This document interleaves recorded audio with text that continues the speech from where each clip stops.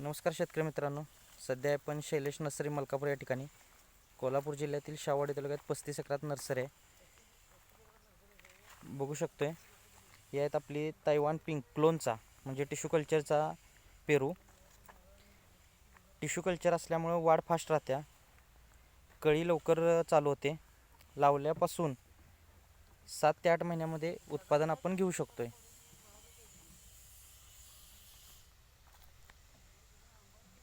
बघू शकताय तुम्ही, कळीसुद्धा आहेत तर रोपाला चालू. तैवान पेरूचं वैशिष्ट्य बघितलं आपण तर तैवान पेरू हा बारमाही चालतो आहे, म्हणजे पाणी तोडण्याची याला गरज नाही. जरी पाऊस असेल किंवा बागेला ताण बसत नसेल तरी कळी चालू राहते याला. त्यामुळे शेतकऱ्याचे उत्पादन वाढते.